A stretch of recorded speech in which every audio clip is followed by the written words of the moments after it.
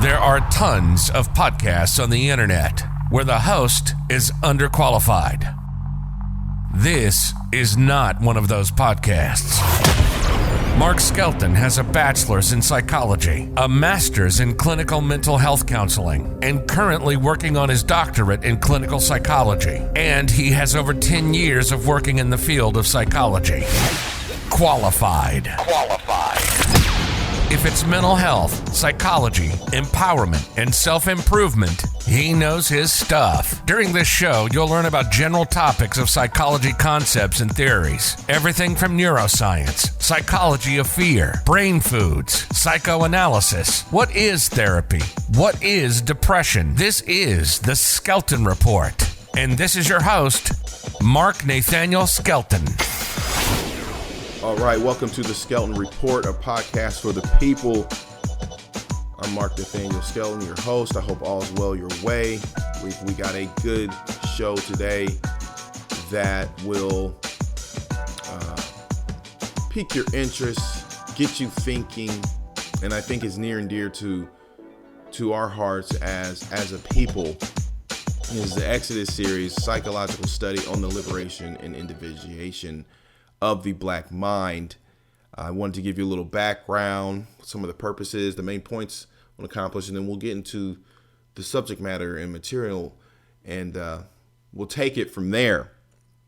Now, let me start by giving you a little background on how this idea in this series came about. When I was studying for my master's at Christian Theological Seminary in Indianapolis, Indiana, all right, this thought of this movement against ignorance, this movement against inferiority within the African American community thought was deposited.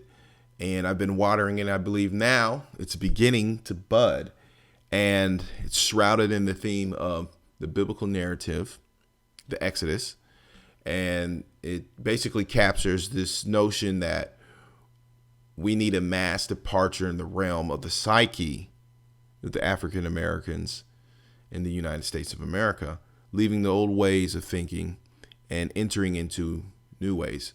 I'm definitely not the first one to touch on the topic, but I want to do my part. So with that, I present to you the Exodus series, a psychological study on the liberation and individuation of the black mind. So when I say liberation and individuation, I'm getting at the idea of not only freeing of the mind, but healing that needs to take place.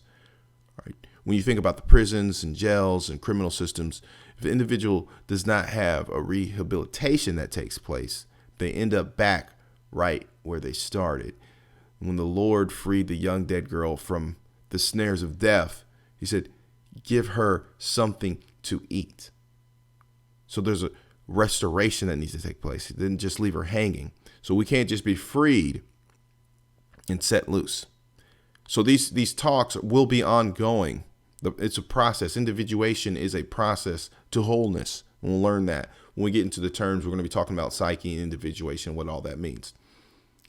So these will be talks, lectures, mainly book reviews, commentaries, anything that's necessary to address the matter at hand. So I want you to get comfortable, just like my clinical supervisor, Mosier, would tell me, don't rush. We're going to pace ourselves. When you're in the work, you're in the room, stop rushing. You miss a lot of things when you move through things too quick. So I want you to get comfortable. I want to lay some groundwork with today, some foundation on what we're talking about. Today, like when you read a book, today is just the preface. Today is just the intro, the introduction to the subject matter. And the purpose for these talks is what I'm hoping is to give you the opportunity to, as the audience, to get exposure to different black psychologists, different black philosophers, as well as great thinkers from all creeds, races, and that God will get some glory and we'll get the blessings. A second part to the purpose is an intellectual rediscovery of self. What I mean that is I'm going to be sharing with you concepts, ideas, notions, systems of thinking that I've learned through the studies. I'm going to be borrowing from research, psychological theories, putting my own flavor on it, giving you my opinion, putting it all together, like Bruce Lee would say, an eclectic approach, not sticking to one, but whatever's working that will help us theorize. We're going to be theorizing, meaning taking your grips off the practical and the literal, right? We're not going to be too literal. We're going to be creative. We're going to be curious. We're going to be abstract at times to shift and reframe our way of thinking. We're going to apply all these ideologies and thoughts. And I thought it'd be interesting to apply it to the African American experience. Also, the ultimate point is to usher in a new era of mentality for African Americans, transitioning from what I've heard all the time growing up, and I'm sure you have, having a slave mentality, right, to, for lack of a better term, a salvation mentality, leaving the victim thought life to more of a victor, a mass migration of not physical elements, not our bodies, but watch this, our psyche, our minds, and our abilities. And so for today, the three main points to help begin to accomplish this is an exploration of the psychological drama going on in our life, define some terms, and then we'll get into the Exodus narrative and draw some parallels between our lives and those of the Hebrew people to get some insight as well as direction on what we can do and where we can go. Is that all right? Good. Let's go ahead. We're going to get started with the first point, and that is the psychological drama. What do I mean by that? So what I'm saying is that the African Americans, I would venture to say that we are in a psychological wilderness. What does that mean? I believe we're in a transition period where we're not literally in physical slavery. We're not in physical chains any longer in Americas. But I would also say with that, we have not yet arrived either to our full potential. The Jewish psychologist Abraham Maslow may say that we are not at the pinnacle of our experience, our success. We're not yet self-actualized as a people. So where do we go? And what do we do? Well, this is where I lift up a sacred text. This is the Holy Bible. I've always said that the Bible is a mental map of the consciousness of man. We could say humankind as well to be more inclusive. Timeless wisdom, insight, concepts that provide guidance, and that's what's needed at this time. Carl Jung, the Swiss psychiatrist, said, "We must read the Bible, or we shall not understand psychology." Our psychology, whole lives, our language, and imagery are built upon the Bible, end quote. This is the developer of analytic and depth psychology. This is from his Vision Seminar, Volume 1. I'm learning from my history and systems class. He had a split with Sigmund Freud, who is the founder of psychoanalysis, what we kind of tend to misunderstand as psychotherapy, but it really is kind of the start of clinical psychology in the sense of talking through your problems. Now, as we can see, it's a well-known text. It's one of the cornerstones it is the cornerstone of Western civilization. Spiritual component is important in people's lives. There's a lot of research that shows that. It provides meaning, provides purpose. I forget which thinker or philosopher said that it's very difficult for a society to be long-lasting without a spiritual underpinning, and maybe the convictions that it offers. But I also think this is a perfect time to make the distinction that these talks today, or even furthermore, is not necessarily a Bible study. All right.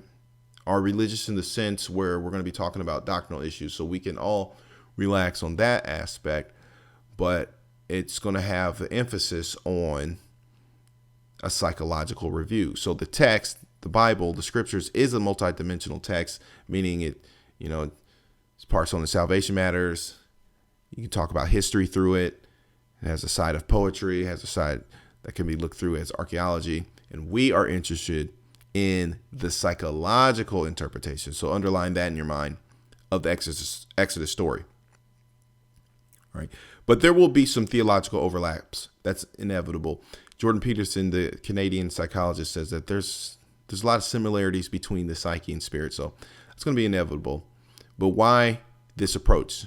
I wonder if you're asking yourself too, why this approach? Why use this approach? Well, Dr. John Henry Clark, the great African-American historian, professor, pioneer in Africana studies, in his lectures on the African mind, I would encourage you to check it out, highlights that we as a people have historically used storytelling as a means to communicate a message and are amoral. So we're going to follow suit with that. It just makes sense. The Exodus story is very familiar. It's a story that's well known within the African American, especially church communities. I also want to share very interesting statistics that I found on Pew Research. I was doing some preliminary research for a class in my studies right now, and one thing I discovered is that African Americans, this is a fun fact, it's one of the most religious groups in America, if not the most religious group in America. What do I mean by that? So we consist of about 13% of the population overall in the nation, yet within our group, about 8 out of 10, that's what the statistics show, identify as religious, as Christian, from some of the traditional Protestant backgrounds as a people. So what that means, it's pretty cool, is that this is relatable. Most of us will know this story, and there's a number of experiences of the Hebrew people in Egypt, in Kemet, in Africa, that parallels the experience with African Americans in North America. So this just makes good sense. Second point, let's venture into the terms that we need to define. So I want you to get familiar with. So when I'm talking about theories throughout this, I'll primarily be working from, and don't get turned off by this $50 word, a psychoanalytic school of thought. So if you're unfamiliar with that, that's all right. I got you. We're just talking about Freud, primarily Jungian, we can bold that, and object relations, this idea more importantly of the unconscious forces that are at play in our life. So you may hear some of these words I'm going to mention through the interpretive process, through the lens in which I will be looking at the story. And if you want more background, I think Academy of Ideas is a great place to start on YouTube and platforms that can break these terms down for you. So the first one is the psyche. All right, some of these you probably already know. Psyche, some subpoints on that is the ego, the consciousness. When I say that term, I'm referring to the individual person. So the ego, this concept comes from the Freudian school of thought, id, ego, superego, and how they relate with reality. Advanced more so through the Neo-Freudians, but when we're referring to ego, we're talking about your field of awareness, the subject of all personal acts. What you're focusing on right now, listening, your consciousness. It is the gatekeeper for our talk. It's the gatekeeper, the filter between the conscious and the unconscious. The unconscious is the next level deeper. Let's go a little deeper. The unconscious is two parts. It's more on the subliminal level. So your thoughts, feelings, and ideas that are outside of your conscious awareness. So when does this come? Let's get practical. When does this play out? More so when we all know an individual who's in denial that they're in a horrible relationship, but they feel like it's going to work out. Or the addict that feels like they have a handle on their drug addiction, but in reality, they don't. Okay. Typically, these are thoughts that are too much to bear. You just repress them. You keep them out of your mind, so you don't have to think about them. I always like to use the example of New Year's resolutions. That's why New Year's resolutions sometimes never work, because you want to lose weight. You have it in your mind that you're going to do this. That's your conscious. But in reality, the real you is telling you, your unconscious is telling you you're not going to the gym. That's why when you get started, it kind of overpowers. There's an image that I've seen throughout school of the iceberg where the cap outside of the water is your conscious mind. It's a small portion of what's underneath the water, which is your unconscious. And it's the battle between the conscious and unconscious, which typically causes conflict in your life. Hope that makes sense. I'm going somewhere with this. Once again, we're just laying some groundwork. Now, the unconscious has about two major parts to it through Jungian thought: the personal and the individual unconscious, and the collective unconscious. So let's break these down. The personal and the individual unconscious is, once again, below level awareness, and it's specific and unique to your experiences, my experiences, your traumas, mine, your history, my childhood, your childhood. All right. That's in the realm of the personal individual unconscious. The collective unconscious is a little more complex in the sense that it's shared between you and me and the entire human population, universal similarities that we have. Now, the collective unconscious is what holds different archetypes. I'm sure you've heard of archetypes. These are parts of the collective unconscious, this archaic heritage of humanity and the way that we recognize different archetypes. This is how we know that the collective unconscious is at work, or that there's something to it, is when it's recognized when it's manifested through signs, symbolisms, images, and themes. So for instance, that's why most of us, it doesn't matter what culture you're from, we can relate to certain myths. Certain fables carry a theme within them. Aesop's fables, those are super old, but the tortoise and the hare, when we hear that, we get what's being said. It's don't stop when you're ahead, or keep working, all right, and you'll finish. See, these little fables, religious stories, they all have these similar themes. So when I say the class clown, you'll know what I'm talking about, because we share collective unconscious. Everybody knows who the class clown is and what that means. The sibling rivalry. Doesn't matter where you're from, who you're from, what age you are. You know what I mean? You know what I mean by sibling rivalries. This was seen in Cain and Abel. The spirit of, taking and killing your brother, or fighting between your sister and your siblings. I don't know if you've seen the new movie Judas and the Black Messiah. All right, it's the story about Fred Hampton. Boom, the idea that there's a traitor in the camp, just like there was Judas in the biblical days, traded on the Lord. There's always a traitor somewhere in the midst, and that's an example of the collective unconscious coming out, and that's how I understand it. And so hence we share similar, some of these are forgotten, but like I said, they're brought out in different themes and myths and fables and stories and emotional dramas in life. And you can see we share similarities with the Hebrew people in the idea of slavery, the slavery theme, and also how to recover. Last but not least, all right, the last term that I think you just need to be introduced to is individuation. I've said that a couple times. We all know liberation just means freedom, breaking free. Individuation is this idea of obtaining wholeness, all right? Oneness between the ego and the self. In parallel between man and God, right? Like this oneness that takes place, this union, this relationship that needs to happen. It's the process of the ego, your conscious, confronting, conquering, and integrating material from what I've been explaining, the unconscious. All right. This is what Jung would call the path of self-knowledge.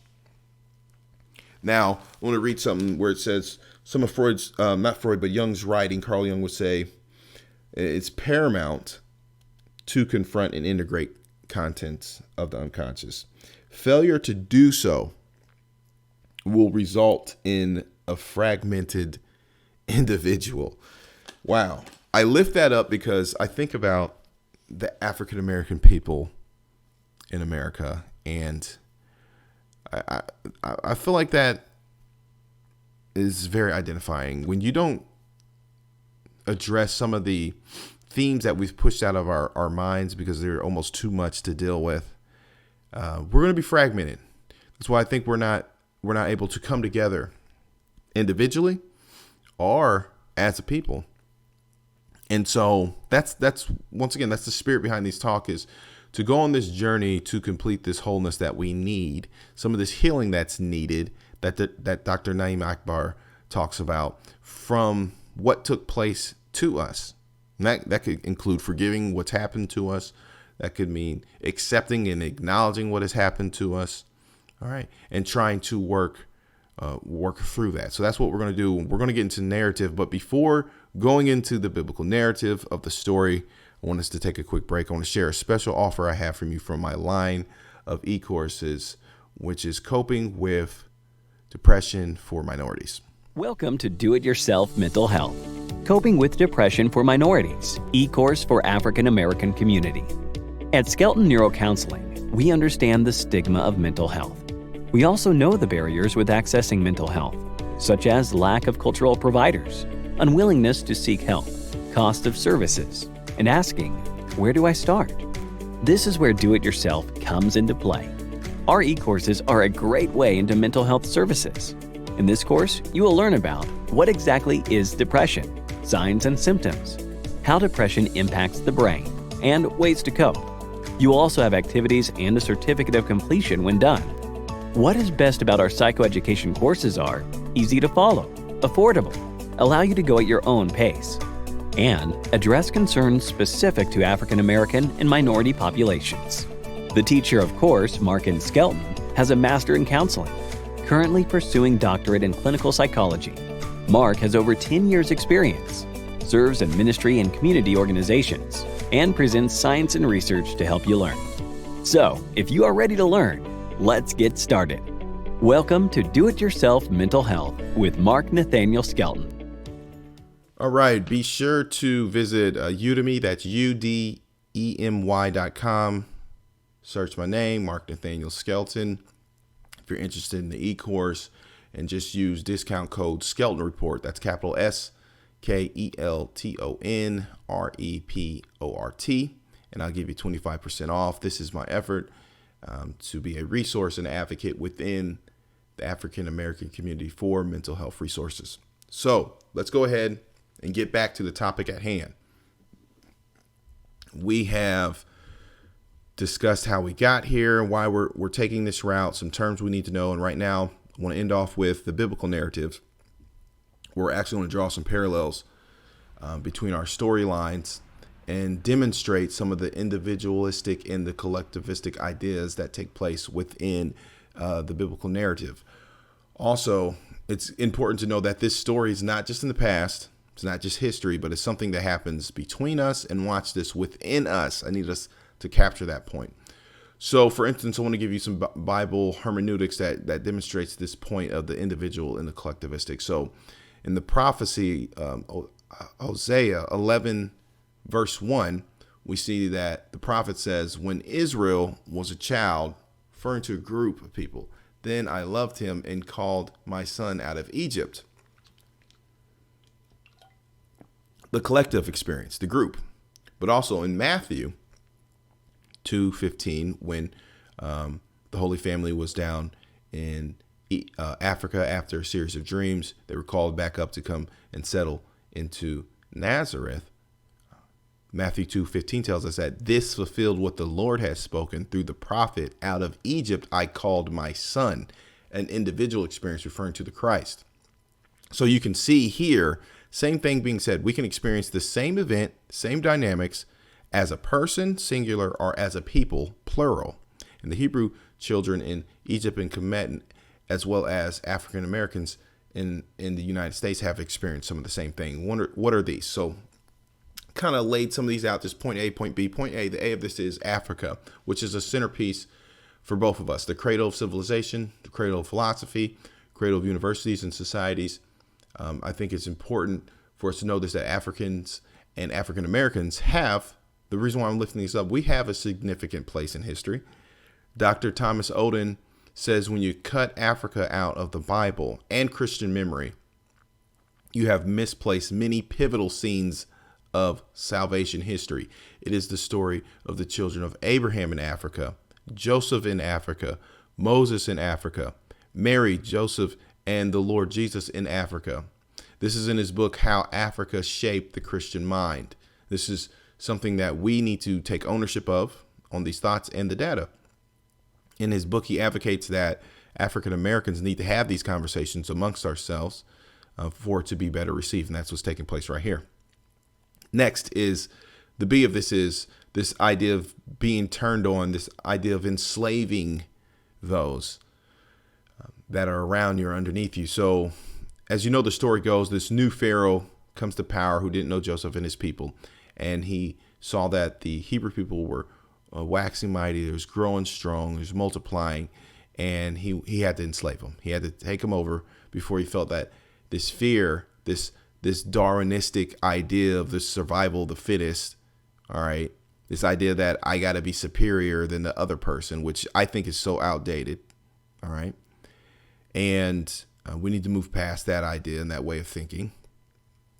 And the same thing happened in the transatlantic slave trade, Middle Passage, chattel slavery.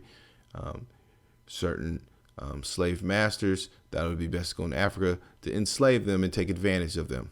Now, I want to read a piece from this great book, The Bible and the Psyche, Individuation, Symbolisms in the Old Testament by Edward F. Edinger. This is page 45 on it. It tells us, kind of captures what we're talking about. It tells us that Egypt under Pharaoh represents a certain stage of psychological development in which the ego, which we just explained, in identification with the superior function, is centered in the principle of power and willful control. The Israelites signify the other, a new and different standpoint which is emerging from the unconscious, we just shared, and requiring attention. This new factor, allied with inferior function, is multiplying in a way that threatens the status quo. So you can see how people are representative of thoughts. This is the abstract that I'm talking about. What are we getting at? You can see that basically we're saying that Pharaoh is not just a person in the political power sitting on a throne, right? Pharaoh can be within each and every one of us. Ooh, man, we're getting deep. Pharaoh's within you. We all have our own Pharaoh that lays yourself captive. Have you ever put limitations upon yourself because of new thoughts that come that may challenge you to be greater? And it's just something that you can't handle. So you snuff it out and you never pursue certain things. All right. We do this to ourselves sometimes. It doesn't just happen between people. This is what I mean by it happens within us individually and it happens collectively between us. So this is something that you need to lay at heart, keep in mind as well as we move through the story. Males, this is big. The males were targeted. This is the C. In Exodus chapter 1, verses 15 to 21, we learn that Pharaoh, he gave an order to the midwives to destroy the males that are born. When a child is born, if it's a male, basically you need to kill it. You see this systemic targeting, this socio-political agenda. I don't know if it was for the genetic survival of Egypt or what the case may be, but you had to get rid of the males. So you can look at this metaphorically, literally, figuratively. We understand the criminal justice system in America, black males. That's just one area where we're targeted. Black males are targeted. It's very important. Dr. Elizabeth Hinton, historian, associate professor of history of African American studies at Yale. This is some of her history. This is on the Vita, professor of law at Yale Law School. I want to highlight some of her research or some of her literature. This is from May 2018, The Unjust Burden, the Disparate Treatment of Black Americans in the Criminal Justice System. We seem to be targeted. Some highlights from this: the overrepresentation of Black Americans in the nation justice system is well documented. We all know this. Black men comprise about 13% of the male population of America, but about 35% of those incarcerated. Wow. 1 in 3 Black men born today can expect to be incarcerated in his lifetime. There's discriminatory criminal justice policies. Once again, 1 in 3 black men born in 2001 can expect to be incarcerated. This idea that's just one thing we see on the news. Seems like we're targeted. Seems like we can't get ahead.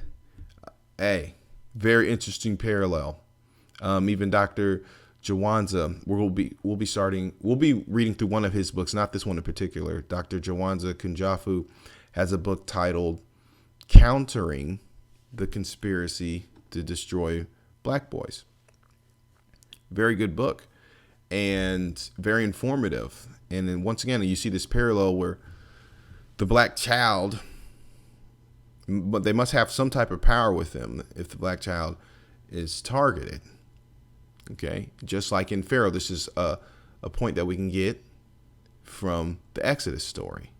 All right, destroy them while they're young before they get older. Parents can attest to this. You can discipline children a lot easier to discipline when they're younger, but when they start to get their own ego thinking for themselves, they become a lot more difficult to deal with, a lot more dangerous to your status quo. Interesting. I mean, these are just, once again, intellectual rediscovery. I just want you to think about, it's interesting. Why did Pharaoh target the males? Why does it seem like African American males are targeted? Willie Lynch letters, all these things. It says the males were beat down. The males leaders can never stand up. Why? You got to think about this. But also, I thought it was interesting that 2 midwives of the Egyptians that did not obey this order. And what I take from that is we have helpers in the majority population. This is beautiful. There are people in the majority population in Egypt, in the majority population in America, that do want to see African Americans successful. They want to see us strive. These are the individuals that we need to befriend. I know a few myself. These are the individuals that we work together with, right, to get to the next level. All right. Also, D, the tyrant and the hero dynamic. This is something you got to lay a hold of. This is also laid out in the Bible and Psyche book that I just read from. Jordan Peterson speaks on this oppression, this idea of the tyrant. So sometimes the tyrant is an aspect of the personality, as we said, is sitting, in the mind. It also may be an actual person sitting in a seat of power. The idea stays the same, but at the end of the day, there's this power that is this force that is oppressing those that are less fortunate. And one thing you need to understand is that when this dynamic takes place, it's inevitable. It inevitably creates a hero. All right, a hero is a byproduct of a tyrant oppressing a people. This right here is an example of an archetype. What I was mentioning earlier, the archetype, the idea. So you listening, I don't care if it's on a micro or a macro level. Pressure makes diamonds. Whenever you're under pressure, whenever people are under pressure, you must understand that the hero will arise. So this act of repression, that's what's happening when you're oppressing people. It's a repression against the emerging unconscious content, provokes a reaction from the unconscious, the birth of the hero. The hero is a figure laying midway between the ego and the self. All right. It can perhaps best be defined as the personification of the urge of individuation. That's wow. Individuation comes when there is adverse circumstances taking place. That's the need of the hero. So we need, like, whenever we're feeling oppressed, what happens is a hero arises. Heroes arise. That's you. That's me. That's all of us. That's Moses captures us. The burning bush. Remember the burning desire that will never be consumed, satisfied by any material means. You and I, we're never going to be satisfied with material means. All right, money, clothes, cars, jewelry, all this. This is going to satisfy desire. The only thing that's going to satisfy us is what Moses was told, a better position in life. He was told to tell Pharaoh, let my people go. In other words, we need to transition out of the state of the slavery and get into a better position of life. That's what he was called to tell the Pharaoh to do. And the same for us. Our desire will never be fulfilled unless we get into a better state of mind. We need to get out of the slave state into one which is more freed up. All right, some of this is on us. This adverse circumstances that are on us now cause us to do this. Few more. E, the Red Sea crossing. We all know water typically, once again, I talked about archetypes, symbolisms. It represents the consciousness of mind. That's what water typically represents through psychological literature. And it's interesting that when the sea was split, this is revealing what lies underneath. Water typically also represents chaos. There's a lot of chaos going on. When things, you can never pass through the chaos, okay, until things get sorted out. That's what we're doing now. When the unconscious is brought to the surface and we see what's going on, you walk over it. A dry land as a sign of conquering. Trampling underfoot is another thing that's in the scriptures. That's where the Red Sea comes into play.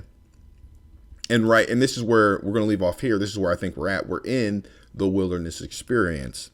Now, in the story, some people we know wanted to return to Egypt, wanted to return to Africa, wanted to return to Kemet, back to slavery. We all know the stories. Some people want to remain in slavery. Harriet Tubman, if you know that story, there's tons of people to talk out of or leave, okay, because they wanted to stay there. Same is going to be true today. There's some people that want to return because it's comfortable, it's familiar. They don't want to change the mindset. So that's something you and I have to be careful of as well. And I'm going to end off on where we're pointing to. This is the promised land, the proverbial promised land that flows with milk and honey. This is where we're striving to reach towards. And I thought it was so interesting in God's infinite wisdom. This is so important that they wandered through the wilderness. See, what happened, the one thing that's a little different from us in the Hebrews is that they wandered through the wilderness for 40 years. And I think in this wisdom that God had them was it purged them from the slave mentality. If you know, those that were born in Egypt never entered into the promised land except for a few, Joseph or Joshua, Caleb, whatnot. Because this mentality cannot enter into the promised land. I think the same is true for us. Before we can enter into our proverbial promised land, we need a purging of mentality, and that's what today is about. That's what all the great thinkers have been doing, and that's what we need to continue to obtain so that we can arrive there in our minds. All right? So I'm going to restate that. We're just journeying. We're doing a journey of transitioning states of mind. We're just going to require some awareness, certain patterns in our lives, certain archetypes, a more greater self-knowledge of ourselves, and an introspection, meaning looking within, and work that needs to be done on an individual level as well as a collective level, as a group. We're going to get through this together. All right. I wanted you to stay encouraged. I'm looking forward to this journey that we're going to go through. The first book that we will walk through will be Breaking Chains of Psychological Slavery by Dr. Naeem Akbar. Okay. One of the greatest black psychologists, contemporary black psychologists that are out there. You can get his book on Amazon. You can read along with us. We're going to start off with the intro. We're just going to come through some of the topics that he brings up. And once again, as an effort to accomplish what we're talking about here, the liberation and individuation, the healing of the black mind. I hope this was a blessing for you as it was for me. All right. Keep it locked. Have a great week. And I'll catch you next Monday as we keep this party going. Peace. You've been listening to the Skelton Report. Mark is an expert in mental health, psychology, empowerment, and self-improvement. This show is informative about science, research, and literature within professional psychology. If it's neuroscience, psychology of fear, brain foods, psychoanalysis, diving in depth about therapy and depression, and speaking to stigmas and issues within the minority and church communities. It's all here. We hope you enjoyed the show, and we hope you got some practical and useful information. We'll be back soon, but in the meantime, follow us on Twitter and Instagram at Skelton_Neuro. Check out the website at SkeltonNeuroCounseling.com. And if you have questions or comments, email Mark at SkeltonNeuroscience@gmail.com. Till next time, this is the Skelton Report, signing off for now.